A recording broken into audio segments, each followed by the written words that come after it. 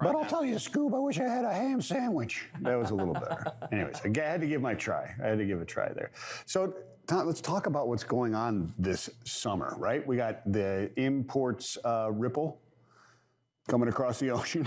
we have, call it a ripple. We thought it would be like a slingshot effect, and right now it's just petered out, so to speak. It's kind of petered out, but also looking forward past that, right? I mean, you've got retail just a little bit of too much inventory sitting there and not much ordering going on, right? And it's all our faults. Dang it, inflation. But it's important to think about, we talked about, especially my newsletter, the retail summer doldrums and the container stuff, and they play hand in hand. So it's important to realize just how important. Craig Fuller had made some remarks earlier talking about how 17% of truckload volume is impacted by imports. 17% on a good day.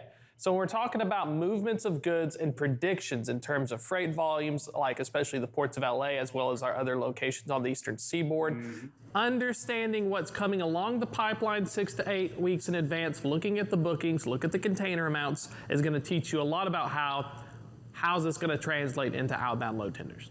Right. And that 17% is pretty short-term impact. Yeah. Right. It's like an immediate impact because once something comes into the country and then it moves from one warehouse to another, it's no longer considered an import.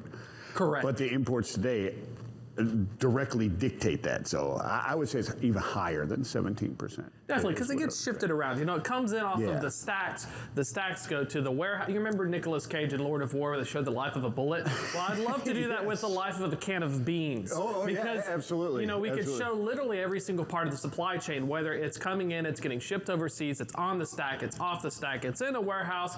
The warehouse goes to the drayage, the warehouse goes to the DC, inbound DC, outbound DC, and boom, everywhere's a truck. So that's why I have job security so far. But understanding, you know, these dynamics are super, super important just because, like you said, retail is having a problem. Target, Walmart, Home Depot, a lot of other people, warning signs are flashing, folks. And unfortunately, it appears the only thing we're buying right now is food. And yeah, because, I mean, and that's a great point because we got out of season, right, in certain things. And you can understand how that happened because you had the delay. So the fall back to school stuff was delayed and didn't come in. We didn't have our Halloween stuff. The Halloween stuff comes in. We've got all this factual data and anecdotal, right? Yeah. But then you also have the fact that everybody was at home getting their home improvement subsidized for 2 years. The STIMI. Yeah, the STIMI, and now we're moving forward. So how does that affect with the housing market starting, mortgage pressures coming down?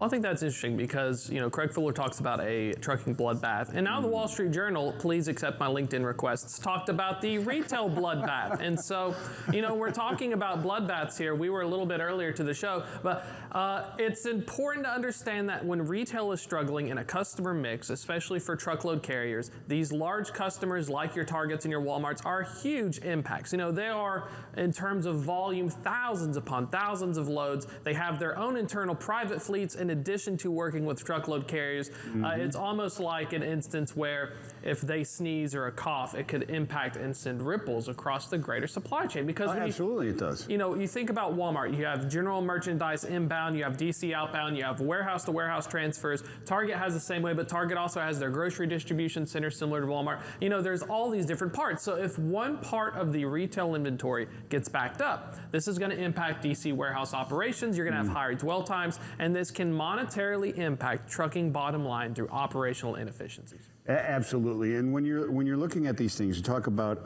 imports falling, right? Oh yeah. So you have shipments that have been up for quite a while, and now I'm looking at IASI or the inbound ocean shipments, and they're starting to come down, right? How do those differentiate? How can TEUs be dropping in shipments coming up? Oh, it just depends on, especially in regards to the variations. It depends on the products you're shipping. And so looking at port and drayage operations, when you're making these purchasing decisions and your SKU, your SKUs, don't skewer me on the SKUs, by the way, but those your SKU is a SKU. Yeah, and these can explain some of the variations because when we're looking at replenishment, maybe when we're looking at downswings and oceans, now I'm no means an expert in that part, but it could be a factor. But you are in truckload. Yes. Okay, and what happens in truckload, I'm from the LTL world, 12 years in the LTL world. When the truckload market starts to soften, LTL goes up. That's what's happening right now. Truckload is down, LTL is through the roof. as far as volumes going through, right? And revenues. We see it with Old Dominion. We see it with ArcBest. We see it with so many other ones. The same thing happens on the ocean. When demand and orders start to reduce, there's a reduction in size of orders, right? And a shipment can be 100th or 1,000th of an LCL or less than container load, or it can be 1,000 TEUs. 1,000 containers, right? Correct. A shipment, right? So that's how the disparity can come into play, and usually does. You see TEUs start to come down, and shipments actually increase a little bit before they start to catch each other, right? Because you, Mr. Target, don't need 15 TEUs of, plastic, rubber balls or whatever it happens to be that you're bringing in from China.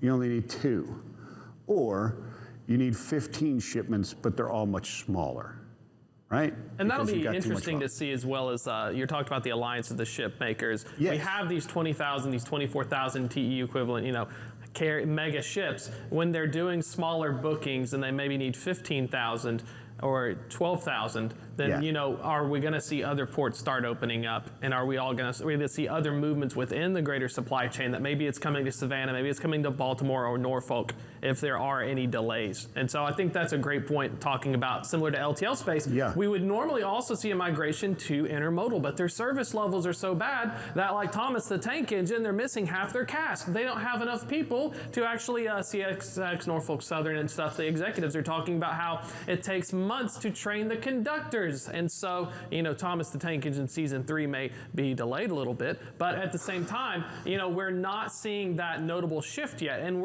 analysts are talking about that by saying that, well, we're going to see lower in truckload, we'll see higher LTL, we'll see higher intermodal, but until intermodal fixes this capacity issue, where I read a report that bulk commodities are only getting like 55 to 60% of their allotment because of lack of capacity. I think it was coal or something. Wow.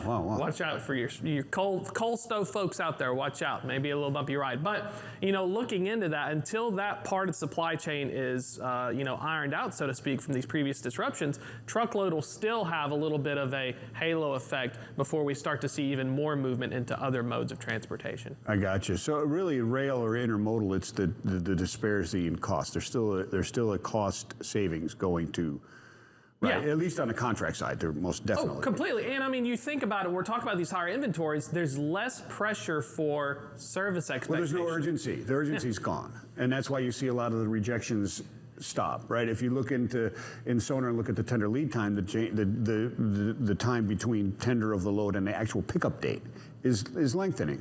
And you want to lengthen that out because you want to save it. You want to see if you have rejections. You go down the routing guide. You're going to try to push down the rates. And that's something I think that large truckload carriers are going to be in for a bumpy ride. Everybody's saying it's like a game of musical chairs right now. We're all dancing around saying contract rates are great. But the issue is, the reason we have not seen notable movements in contract price yet is because the second half of the year, executives at these places like Target and other large distribution centers are concerned. We don't know what the consumer will do because we have inflation. We have Ukraine. I have a buzzwords. I can pull out the list if we need to. But if you're a pricing analyst, if you're at a large truckload carrier, I would start to be feeling a little bit of heat. My seat, like a Tennessee football coach, is getting a little bit warmer after 2 seasons. And so, this is a situation where you have to evaluate your network. What is my customer mix? What's my portfolio? And catastrophically, ironically, and humorously, if one of them starts going down, cascading effects on retail, you may not have enough to fill the bucket. And so it may be a potential where we will see things such as layoffs if they can't right the ship in terms of capacity. And so those are things to continue to watch out for as we're moving into Q3 and Q4 of this year,